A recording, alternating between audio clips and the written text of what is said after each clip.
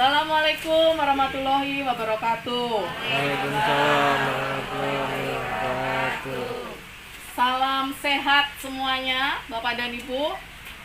Salam sejahtera buat kita semua. Semoga kita semua dalam keadaan tidak kekurangan suatu apapun, tidak dalam keadaan yang berbahagia. Karena saya hari ini sangat berbahagia sekali. Karena kenapa? Saya bisa ketemu sama Bapak dan Ibu sekalian dalam kesempatan kali ini lagi, dalam momen atau dalam acara yang berbahagia ya. Istilahnya hari ini kita akan bersilaturahmi. Nah, santai-santai saja, nggak usah tegang-tegang gitu ya. Meskipun dalam situasi pandemi yang masih belum selesai juga, ibu-ibu, capek nggak sih bu, bapak-bapak? Aduh, ampun ya, ini COVID nggak selesai-selesai, tetapi kita tetap diminta untuk semangat, ya. Bagaimanapun juga, kita tetap harus menjalani kehidupan seperti bagaimana bisa yang ada, gitu ya. Senormal mungkin tetap menjaga protokol kesehatan, ya. Bapak dan Ibu yang saya sayangi dan juga saya hormati, warga dari tadi Lengkong Wetan, Wetan Kulon apa Wetan? Budak, Lengkong Budak. Oh, Budak. Terus kemudian ada di Celenggang. Terus ada dari mana lagi nih? Paku Alam. Wah. Mungkin ada juga yang belum pernah ketemu sama saya, mungkin bisa tunjuk tangan? Atau baru pertama kali mengikuti? Oh, baru pertama kali mengikuti. Saya buka masker sebentar, nanti saya tutup lagi ya biar bisa saling kenal ya. Oh, seperti ini aslinya. Ya, ini Bapak dan Ibu, ya kita sekarang acaranya silaturahmi saja. Sambil belajar mendengarkan apa sih namanya sosialisasi peraturan daerah Provinsi Banten. Selama ini mungkin dari Bapak dan Ibu mengikutinya wawasan kebangsaan, ya kan? Wawasan kebangsaan itu cerita tentang bagaimana kita harus memupuk rasa kecintaan terhadap bangsa Indonesia. Bukan bangsa yang lain, tetapi bangsa Indonesia. Di tempat kita dilahirkan, di tempat kita bekerja, di tempat kita menghirup nafas, gitu ya. Mencari nafkah di sini. Nah, inilah tempat yang harus kita cintai. Nah, saat ini saya sudah ditemani dengan narasumber yang ini nih keren ini. Namanya Bro Firman. Bro Firman adalah seorang advokat, pengacara, lawyer. Kalau yang berurusan dengan masalah hukum, nah, biasanya akan didampingi oleh Bro Firman. Beliau juga selain sebagai pengacara profesional, membantu di PSI sebagai Ketua Lembaga Bantuan Hukumnya Partai Solidaritas Indonesia. Jadi, wah, kasih tepuk tangan dulu. Betul. Mantap. Jadi, Bapak dan Ibu, kalau nanti amit-amit ya janganlah ada berurusan dengan masalah hukum. Tetapi kalau ada yang ingin tahu, konsultasi atau mendapatkan pendampingan terkait dengan masalah hukum, beliau ini sangat senang membantu gitu.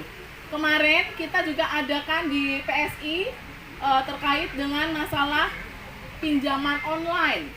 Nah, hari gini pasti Bapak dan Ibu sangat familiar ya sama pinjaman online. Tetapi pinjaman online itu ternyata berbuntut masalah hukum. Banyak juga dari masyarakat kita yang tidak mengetahui sebenarnya. Asal aja gampang pinjem-pinjem online, tapi habis itu ditagih-tagih, dikejar-kejar. Nah, akhirnya masalah hukum harus menjadi konsekuensi yang harus diterima ya. Kita akan ikut membantu lah gitu ya kalau ada dari Bapak dan Ibu yang ingin bertanya atau berkonsultasi terkait masalah hukum. Ini beliau adalah pakarnya. Nah, di samping saya juga ada salah satu narasumber Ya, beliau adalah sama pengacara juga. Ih, ada yang senyum-senyum, ada yang sudah tahu siapa ya. Oke, tapi beliau ini adalah penjaga 24 jam yang menemani saya sehari-hari gitu. Nah, beliau juga sebagai seorang lawyer dan nanti bersama-sama dengan Bro Firman akan memberikan sedikit pencerahan. Topik hari ini bukan masalah pinjaman online. Tapi topik hari ini adalah terkait dengan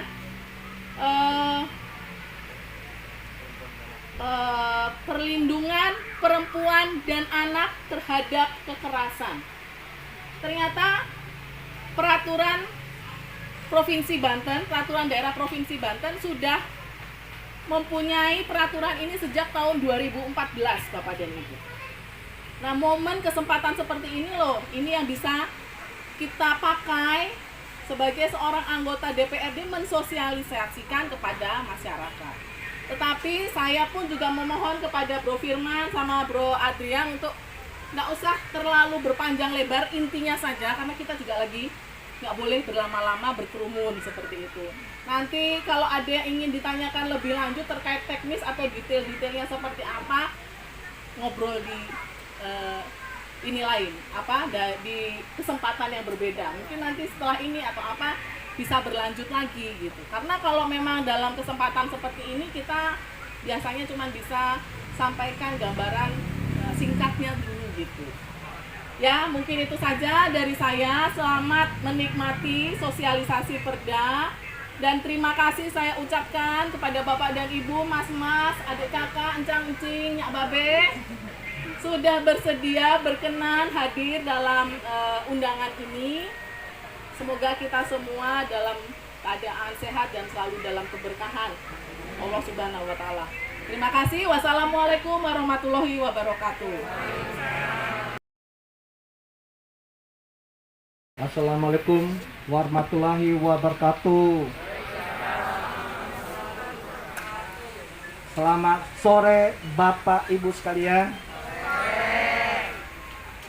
Semoga yang hadir pada siang menjelang sore hari ini semua dalam keadaan sehat. Hari ini kita atau kami menyampaikan sedikit mengenai sosialisasi Perda. Sosialisasi penyampaian kepada masyarakat tentang peraturan daerah. Kedengaran nggak, Bu? Karena pakai masker nih. Atau saya buka masker ya? Ya, biar kenal. Perda ini dibuat antara DPRD provinsi dengan gubernur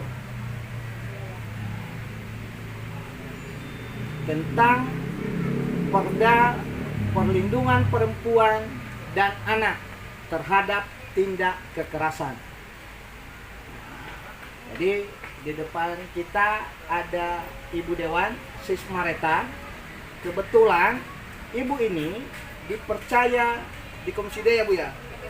Komisi 2 yang membidangi perempuan dan anak. Makanya concern untuk memberikan perhatian terhadap perempuan dan anak.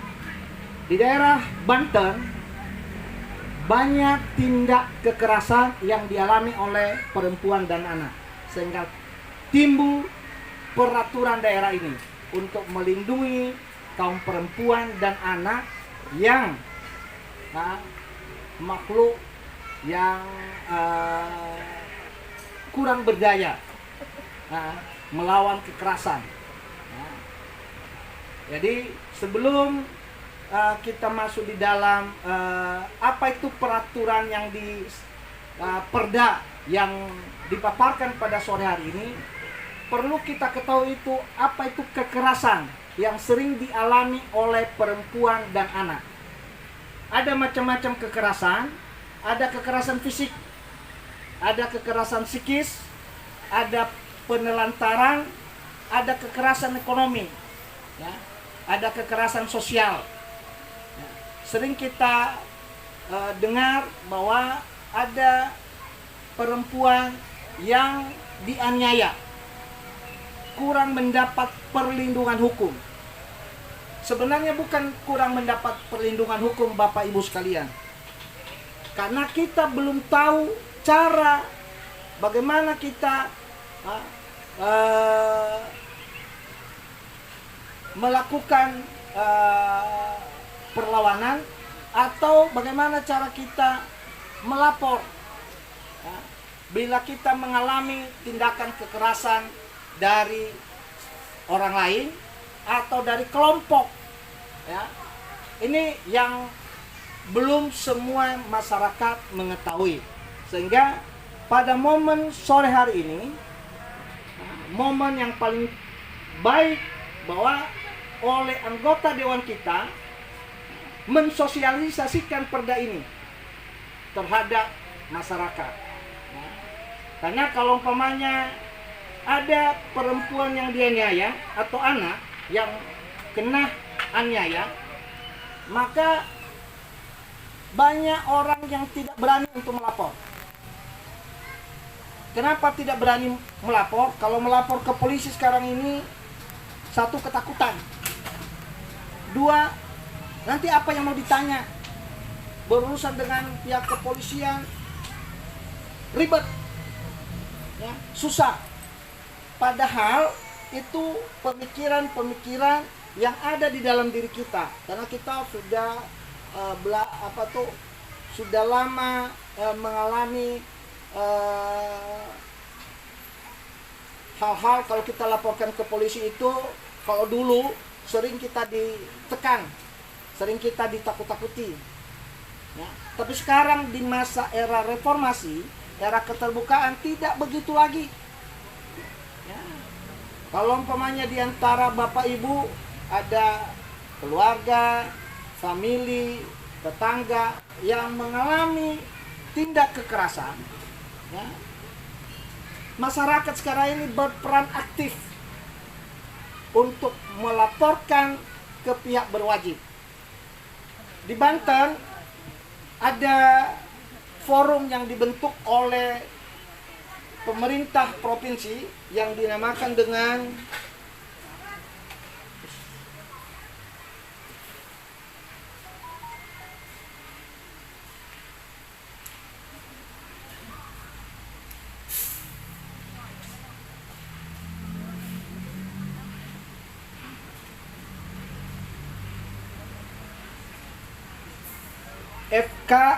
FPK 2PA, Forum Penanganan Korban Kekerasan Perempuan dan Anak.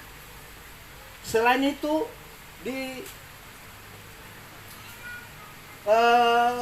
provinsi juga ada, bahkan di kabupaten, di kota ada P2TP2A. Ini familiar banget, sering kita dengar ini, yaitu Pusat Pelayanan Terpadu Pemberdayaan Perempuan dan Anak. Kedua forum ini atau lembaga ini, ya, yang selalu membantu masyarakat, yang selalu mendampingi masyarakat bila terjadi tindak kekerasan terhadap perempuan dan anak. Apa itu tindak kekerasan? Contohnya tindak kekerasan fisik, tindak kekerasan psikis, ada anak ditelantarkan, tindak kekerasan ekonomi, atau ada suami melarang istrinya bekerja, atau sebaliknya. Banyak sekarang juga istri melarang suami bekerja, mungkin bekerja dalam hal-hal tertentu. Wah, kamu jangan bekerja di bagian itu. Itu merupakan tindak kekerasan. Tapi yang kita concern pada sore ini terhadap perempuan dan anak. Karena kalau umpamanya di dalam rumah tangga, ya, ada tindak kekerasan yang timbul dalam rumah tangga, umpamanya suami memukul istri, ya, memukul anak, kelewatan, bukan kelewatan ya, terlampau keterlaluan, maka ini bisa dilaporkan. Masyarakat juga umpamanya dalam keluarga segan atau ketakutan untuk melaporkan, tetangga bisa melaporkan, RT RW bisa melaporkan. Kalau keamanan di dalam rumah tangga lingkungan kita sudah aman, maka baru tercapai nanti wawasan kebangsaan, ya, baru kita bisa aman. Maka diharapkan peran serta setiap masyarakat, setiap warga negara ikut ambil bagian bila mendengar ada tindak pidana terhadap anak dan perempuan. Ya, banyak yang kita dengar di berita-berita ada orang tua memperkosa anaknya. Ada Pak, ada Bu yang begitu. Ada ibu-ibu menganiaya pembantunya. Ya. Mungkin isi dalam keluarganya tidak berani untuk melaporkan, tapi kita tetangga, ya, bisa melaporkan. Kemana kita melaporkan? Yang pertama, kita ke kantor polisi terdekat, minimal terdekat. Setelah itu baru kita meminta, ya, pendampingan dari P2 TP2A. Ya. Nanti di sana ada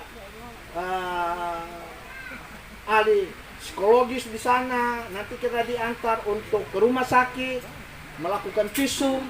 Ya, kita didampingi tanpa dipungut biaya sepersen pun. Jadi kita nggak usah ketakutan kalau mendengar di lingkungan kita ada hal-hal yang melakukan kekerasan terhadap perempuan dan anak. Nah, selain dari itu, juga di PSI ada lembaga bantuan hukumnya. Ya, nah, lembaga bantuan hukum di PSI bisa diminta bantu ke sana. Ya, kebetulan pada periode ini saya dipercaya sebagai direkturnya, sebagai kepala bironya. Ya, sebagai kepala bironya. Nanti bisa dihubungi, ada beberapa pengurus-pengurus PSI bisa nanti menyampaikan ke kami. Ya. Kalau ada hal-hal yang mungkin kita tidak berani melaporkan atau kita mendapatkan ancaman dari orang lain bahwa kalau kamu melaporkan ini nanti, ya, awas kamu. Nah, ini kita paling tentang itu, kita paling gak suka. Ya, nah, kalau umpamanya ada kita berhadapan dengan pejabat, nah kita mau berhadapan dengan orang kaya, bapak ibu sekalian, nggak usah kita takut, kita di alam keterbukaan ini, dan banyak lembaga-lembaga sosial yang siap membantu, ya, kalau kita dianiaya. Ini sampai berapa menit ini? Ini aja bro. Ya? Atau ada yang mau ditanya, kalau umpamanya bapak ibu ada yang mau ditanya, langsung aja nggak apa-apa. Belum kepikiran. Belum kepikiran. Atau ada tetangga kita yang mengalami tindak kekerasan, bisa disampaikan, oh ya tetangga saya kemarin atau tahun yang lalu, sebagai bahan untuk diskusi buat kita. Ya, tapi bukan juga hanya ibu-ibu yang bertanya, ini kan ada bapak-bapak juga harus ini, ya, berperan aktif. Ya, biasanya kalau umpamanya tetangga kita ribut, yang paling berani itu ibu-ibu. Tapi harus didukung oleh bapak-bapak.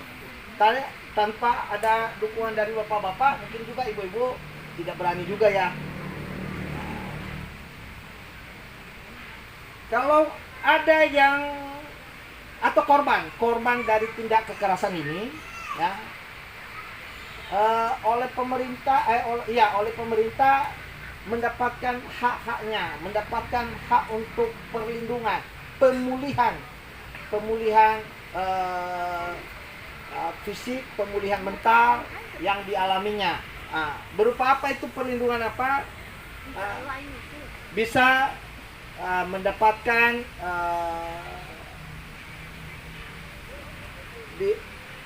pendampingan dari pemerintah untuk melapor ke polisi.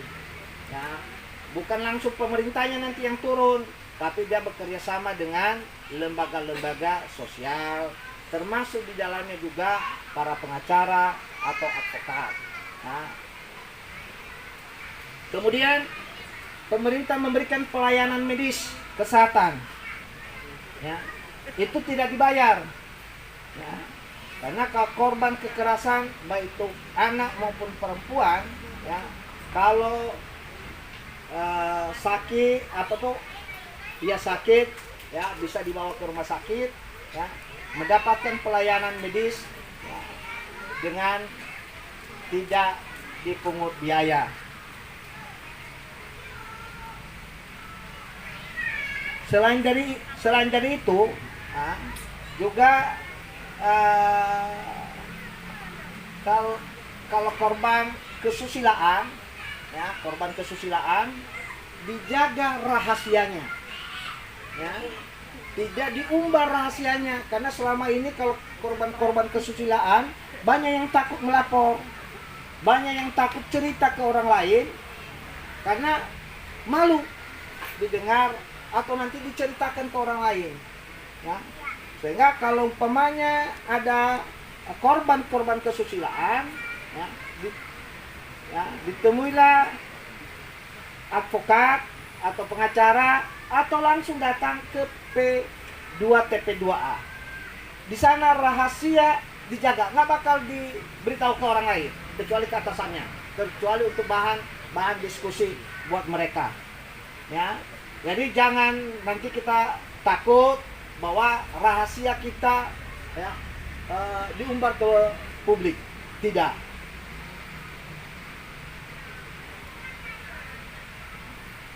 Selain itu, ya, berhak untuk mendapatkan bimbingan rohani, ya, memulihkan keadaan korban seperti semula.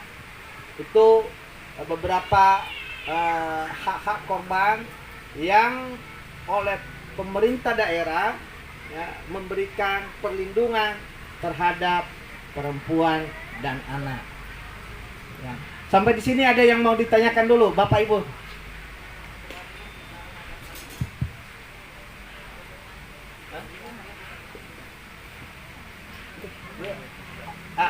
Atau ditambahkan oleh Bro Adrian dulu. Terima kasih Bro Firman, luar biasa penjelasannya. Assalamualaikum warahmatullahi wabarakatuh, Bapak Ibu semuanya. Ya, saya buka aja ya biar deh. Ya, seperti yang disampaikan, saya Adrian, aku Nugroho, kebetulan itu juga advokat juga, cuma memang ranah saya di rata-rata di corporate, ya, corporate lawyer atau tentang bisnis lah. Jadi kalau Bapak Ibu nanti di UMKM atau apa mau nanya, harus ada perjanjian, harus dirikan mungkin PT, CV atau apapun, kami siap untuk mungkin berkonsultasi, ya, dengan kita akan bisa bantu. Dan seperti dikatakan Pak Firman, saya juga tergabung di advokat publiknya di LBH TSI Banten, dan kita memang fokus untuk bisa hadir kerja bersama. Ini lagi kekerasan perempuan gitu, ya, contohnya. Jadi kekerasan itu bukan perempuan apa? Jadi kita tergabung dalam LBH TSI Banten, sehingga memang fokus kita untuk pelayanan ke masyarakat. Tapi memang tidak semua kasus umum kita tangani. Yang bagi kami tangani yang paling penting adalah tentang perempuan dan anak. Juga dengan terkait KDRT. Nah, memang sampai detik ini di RI kami juga berusaha undang-undang kekerasan dalam rumah tangga ini juga segera disahkan, ya, supaya makin melindungi. Saat ini undang-undang perlindungan anak sudah ada, perlindungan perempuan juga sudah ada, perlindungan perempuan peraturan PP-nya juga sudah ada, tetapi KDRT-nya itu belum. Karena jujur kekerasan itu biasanya kalau orang lain sih nggak berani gitu kan, pasti kekerasan terjadi pada orang yang terdekat. Perkosaan sering terjadi kepada orang yang terdekat, anak-anak gitu kan, atau mungkin tekanan terhadap perempuan itu juga pasti terhadap orang terdekat. Tetapi juga nggak hanya perempuan sebenarnya, laki-laki juga kadang dikerasi oleh perempuan kan. Apa saja terjadi, mohon maaf, mungkin karena masalah ekonomi, dia ditinggal, dikatakan apa-apa, dikatakan yang tidak enak di hati dan sebagainya, itu kan juga kekerasan sebenarnya. Nah, cuma kita kan saat ini fokus pada perempuan dan anak. Seperti yang disampaikan Bro Firman tadi, wanita maupun anak makhluk yang lemah. Kekuatan perlindungan terbesar adalah di keluarga. Jadi suami, orang tua, saudara itu harus benar-benar menjadi CCTV-nya, bahkan tetangga terdekat. Dan jadi kalau ada masalah, coba dikawal dulu di keluarga, bisa diselesaikan. Kemudian kalau nggak bisa ke RT RW dibawa. Kalau nggak bisa, ya pasti ke dinas, ke kepolisian yang ada dinas di Tangsel ya. TP2A itu ada di, kalau di Tangsel ada di dekat Rawabuntu, dekat masjid, di pinggir jalan itu. Depannya De Latinos. Di sana ada advokatnya, ada psikolognya, dan ada dinas yang bisa untuk konsultasi. Ke kami pun juga bisa untuk misalnya nanti LBH kita sudah dibuka untuk umum, kantor kita nanti akan ada di sini Bu, LBH PSI Banten, tapi dengan perjanjiannya bisa hubungi Bro Firman ataupun Sis Mareta ataupun saya gitu kan. Disitulah yang kita akan fokus untuk ke perempuan dan anak. Jadi sekali lagi, perlindungan pertama adalah keluarga. Harus dipastikan keluarga kuat untuk saling menjaga. Dan bagi bapak-bapak, ya jangan melakukan kekerasan kepada perempuan. Sabar gitu. Kalau marah, jengkel, biasalah mungkin kena vibrasi terus ngomong apa pagi sore. Nadanya sama kan jengkel nih. Keluar aja cari pisang itu kan. Salam dari Binjai gitu kan. Beli pisang aja. Nggak ada yang hukum malah diviralin, malah dapat follower. Iya kan, tenar. Jadi harus sabar, karena bagaimanapun juga kalau sudah berurusan dengan hukum, urusnya pidana sih Pak. Mau kita ngomong saya kenalannya jenderal, saya kenalannya presiden pun, ya kalau ketahuan ada yang mukul, ya sudah masuk penjara tepan. Mungkin sehari dua hari tetap nggak enak di sana rasanya gitu kan, lebih enak bebas gitu kan. Jadi sekali lagi harus sabar, jangan sampai ada kekerasan fisik. Dan anak-anak pun juga harus dijaga ya, jangan sembarang kita percaya kepada orang karena banyak kejadian. Baru-baru ini kebetulan saya kan masih mengurus Kabupaten Tangerang. Saya melihat beberapa berita tuh cukup miris kita melihatnya, santri-santri pengajian jadi korban kekerasan seksual oleh ustadznya atau apanya ya. Saya beritanya seperti itu. Nggak hanya 1-2 orang, 5-10 orang gitu kan. Mengerikan itu kan. Jadi predator itu banyak. Nggak pandang bulu dulu hanya wanita. Laki-laki pun dimakan sekarang. Jadi hati-hati semuanya. Jadi saling menjaga, saling mengawasi. Yang kedua juga di Sepatan istri dibunuh dengan pisau. Jadi mungkin bapaknya pulang dari dagang atau masih ada pisaunya yang dipakai untuk ngejar bunuh. Karena mungkin jenggot itu sangat miris, karena kita ketekanan banyak nih. Pandemi membuat ekonomi kita tertekan, lalu mau jualan juga susah, banyak aturan dan sebagainya, sehingga orang kan stres. Jadi benar-benar harus saling menjaga. Itu mungkin tambah dari saya. Lalu satu lagi saya ingin memperkenalkan, saya juga saat ini sebagai koordinator atau ketua Gemar. Tahu arti Gemar Ibu? Bapak Gemar? Nggak tahu Gemar? Singkatan apa? Gerakan Mareta. Nah, Gerakan Mareta ya. Saya sekarang menjadi ketuanya di situ untuk menjaga ya supaya beliau kedepannya bisa melanjutkan sebagai dewan provinsi di 2024-2029. Nah, salah satu fokus kita juga terkait perempuan dan anak ini nggak hanya kekerasannya, nggak hanya perlindungannya, tapi kebetulan Ibu Marita ini kan komisi 2, dia di bidang ekonomi, sehingga fokusnya juga ke UMKM, pertanian, kemudian perikanan ya, dan kehutanan ya. Jadi ada 2 yang akan kita fokus, yaitu terkait UMKM-nya. Jadi secara mungkin UMKM yang berkelas kita secara legalitas bagus, nanti bisa konsultasi ke kita. Kemudian secara usahanya, perizinannya kita coba akan salurkan gimana sih caranya, prosesnya, pendidikannya seperti apa supaya orang bisa dapat izinnya. Dan berharap juga bisa sama-sama ya, mungkin jaringan penjualannya bisa kita coba bangun bareng-bareng, karena siapa lagi yang bisa tolong kita kalau nggak kita bersama-sama Pak, gitu kan, Bapak Ibu semua. Yang kedua juga satu lagi untuk ya, terkait pertanian ya. Kalau di sini ada kelompok tani atau apa yang mungkin bisa ya kita bekerjasama untuk mungkin usaha menanam seperti di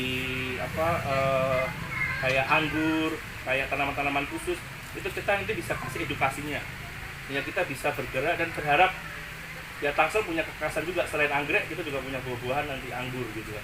Nah, kita akan coba lakukan, karena anggur juga bisa menjadi produk macam-macam, nggak hanya minuman anggur orang tua Pak ya, tetapi buahnya kan mahal itu ya.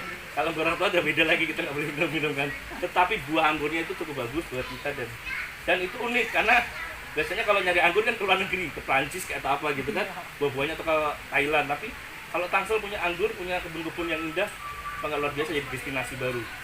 Tangsel terkenal sekarang kota kopi, kota nongkrong lah. Nah, nanti tambah kan kota untuk tanaman-tanaman destinasi seperti anggur, potong anggur, kayak Bandung, potong strawberry dan sebagainya. Nanti dengan gerak Mareta ini, saya berharap kita bisa berkontribusi ke masyarakat. Jadi semoga kami bisa melanjutkan 2020. Kalaupun tidak, kami telah memberikan sesuatu legacy kepada masyarakat, sesuatu peninggalan lah, bahwa ini kita pernah berjuang bersama untuk mewujudkan ini. Mungkin itu tambahan dari saya terkait perlindungan perempuan dan macam-macam lah yang lainnya. Terima kasih, itu saja dari saya. Assalamualaikum warahmatullahi wabarakatuh. Ya, gimana Bapak dan Ibu? Sudah jelas atau blas? Jelas atau blas ya? Bapak dan Ibu, sebenarnya kegiatan sosialisasi Perda pada sore hari ini saya adakan dalam 2 sesi. Ini Bapak dan Ibu adalah sesi yang pertama. Jadi nanti ada juga sesi yang kedua, akan datang beberapa lagi. Nah, nanti untuk tidak membuat kerumunan lebih banyak, makanya nanti ini mungkin kita cukupkan di sini dulu gitu ya. Bapak dan Ibu, banyak hal yang sebenarnya saya ingin Bapak dan Ibu sadari, Bapak dan Ibu waspadai, karena setelah kita mengetahui terkait dengan perlindungan perempuan dan anak terhadap kekerasan ini menjadi tanggung jawab kita semua bersama-sama. Bukannya kenapa-napa perempuan sok harus dilindungi, bukan karena sebenarnya mohon maaf saya agak nggak rela dibilang lemah gitu ya, karena itu adalah pemikiran-pemikiran, persepsi-persepsi. Masa ibu-ibu lemah bisa melahirkan, bisa bawa perut besar selama 9 bulan, bisa ngerjain apa-apa aja. Ini maaf ya, ini bapak-bapak ya. Gimana ibu-ibu, setuju nggak kalau kita lemah? Ya, nggak setuju ya kalau kita lemah ya. Ini ada suara apa ini? Oh, orang lewat. Jadi bukan karena kita minta dilindungi karena kita lemah. Justru karena kita itu setara, makhluk yang sama dengan laki-laki, perempuan dan laki-laki. Tetapi selama ini laki-laki merasa lebih powerful, laki-laki merasa lebih hebat, laki-laki merasa lebih kuat. Seperti itu nggak? Ya. Jadi kenapa ini undang-undang mesti harus dibuat? Untuk kita juga bisa menyetarakan peranan wanita dengan peranan laki-laki itu sama. Ibu-ibu bisa kerja, bapak-bapak nggak kerja, sekarang juga bingung.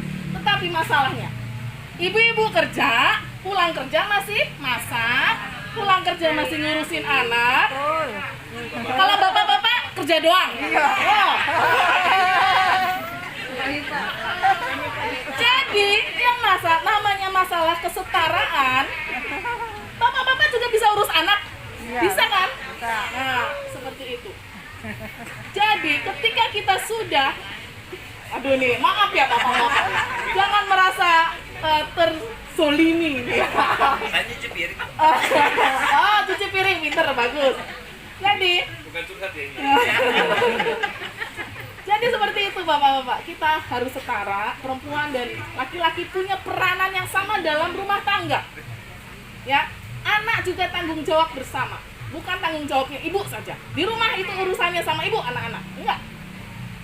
Nah, tetapi karena ini masih menjadi kebiasaan yang menempel, kan ini, dan ibu-ibunya sendiri perempuan juga masih takut untuk bisa menyampaikan. Kalau ini ceritanya di Kinan ada yang tahu ngikutin ceritanya Kinan ya? It's my dream mas gitu. Ya itu karena si Kinan pinter, Kinan berani ngomong. Tapi di antara kita ibu-ibu ada banyak juga yang nggak berani. Ada yang dipendem sendiri sampai stres, sampai bunuh diri. Nah, siapa tuh yang ngomong betul? Kayaknya bener banget kayaknya ya. Ya, jadi sama-sama ini kita semua setelah mendapatkan wawasan baru, wawasan seperti ini memotivasi kita semua bersama-sama, Bapak dan Ibu menjadi partner yang sejajar. Kalau ada yang khilaf, kelupaan diingatnya juga sambil marah-marah, lebih marah lagi gitu. Disayang, sabar ya Pak, gitu kan. Terus anak-anak juga, anak-anak kalau kita mau ngikutin ketentuan dari peraturan undang-undang ini, perda ini, polisi bisa penuh karena laporan kekerasan anak. Anak-anak banyak yang merasa menderita mungkin karena bapak ibunya nggak ngerti nih. Anak-anak zaman sekarang itu udah nggak kayak anak zaman dulu gitu. Dunianya udah beda. Tuh kalau anak-anak mau ngelapor juga bisa. Itu polisi penuh sama laporannya anak-anak nanti. Nah, tapi kita juga mesti harus bisa belajar semua sama-sama. Ya anak, ya bapak, ya ibu. Intinya kesatuan dalam rumah tangga ini menjadi penting, dan juga keluarga terdekat kita adalah tetangga. Itu menjadi sahabat kita juga, menjadi keluarga kita, bukannya malah ngompor-ngomporin. Ya, jadi saling mengingatkan. Kalau bisa rujuk, berdamai, minta maaf, belajar tidak mengulangi lagi. Dua-duanya jangan betul-betul Bu, Ibu juga. Ya sama Bapak gitu ya, saling ini. Nah, ini akan menjadi fondasi yang kuat untuk generasi kita masa depan. Masyarakat dimulai dari Tangsel. Karena saya sekarang ini dapilnya Tangsel. Nanti kalau nanti dapilnya lebih luas lagi, ya saya mesti harus bertanggung jawab pada masyarakat yang lebih luas lagi. Ya, mohon doanya Bapak dan Ibu ya, supaya kita semua diberi kesehatan, masih diberi kesempatan untuk bisa nyoblos lagi. Amin. Ya. Terus kalau ada yang punya HP, diikutin Instagramnya, medsosnya, Facebooknya, Mareta Banten, gampang. Nanti ya nyapa-nyapa di situ juga bisa kan, bisa DM-an. Mungkin itu aja dulu dari saya. Yang sesi kedua kayaknya udah mulai berdatangan. Nanti sambil jalan kita bisa ngobrol lagi. Mungkin itu aja yang bisa saya sampaikan. Terima kasih, saya tutup. Wassalamualaikum warahmatullahi wabarakatuh.